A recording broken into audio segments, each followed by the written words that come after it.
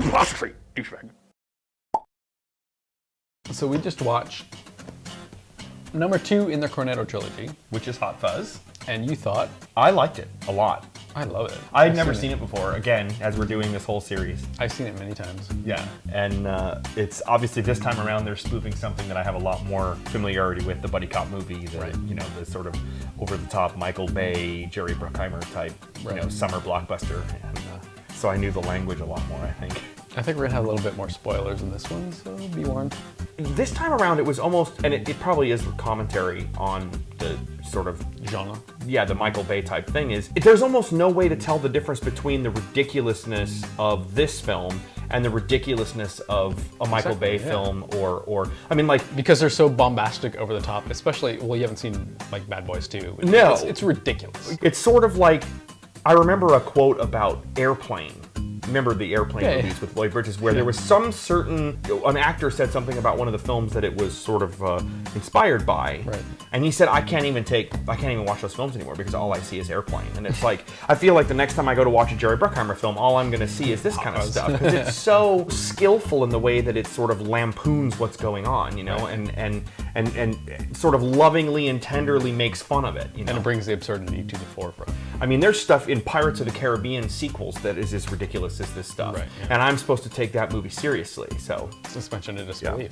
There is a point at which it's too much to suspend your disbelief, where the suspension of disbelief request, if you will, from the filmmaker is so great that it pulls me out of the film. Did you feel that with this? No, I didn't, because it wasn't pretending to be anything other than what it was, which in this case was over the top, yes, but lampooning it and making fun of it and satirizing it. And I feel like a film like Independence Day, a lot of people love that movie for its cheesy, over-the-top, Will Smith punching aliens, wisecracking stuff, and I probably need to give that film another go from a different perspective, but honestly, the first 20 minutes of that film is begging you to take it seriously. Like, this is a dark, scary, like that whole sequence where the ships are coming in over the cities is brilliantly scary. A movie like this, you know, the reason why it can go to the levels of absurdity that it does and not pull me out of the film is because it tells me right up front what it is.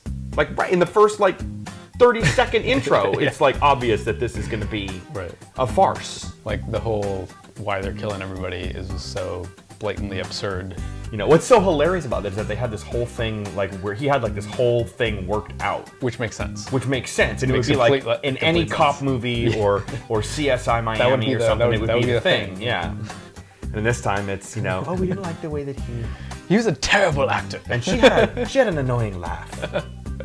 He built a horrible house. Hideous monstrosity of a house. The only thing that was missing was somebody saying they were too old for this shit. That is true. Yeah, somebody should have said that. And how many of the just basically English acting royalty was in that? Oh my god, it was so great, and I was so excited this time, because I like squealed with excitement last time when I saw Martin Freeman, and I was like, oh my god, and he was like, oh, don't worry, that's all it is. And I was like, oh man, this time he was actually really funny. So there was like Bill Nye again, he's amazing. Jim Broadbent. Yeah, he was fantastic. Yeah.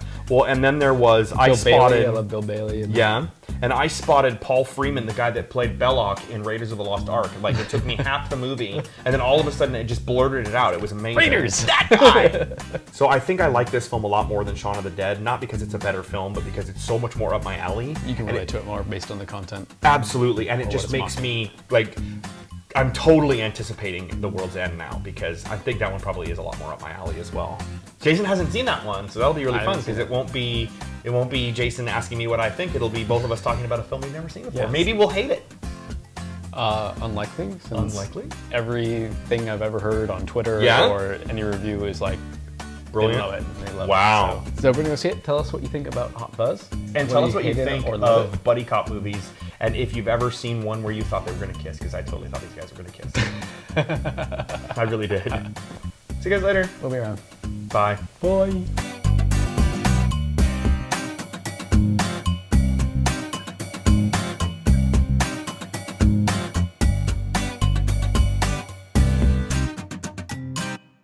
It's almost hard to tell the difference between, I can't even figure out how to get this out of my mouth now. Well, that's what she said. Right? What did she say? I don't know how to get this out of my mouth.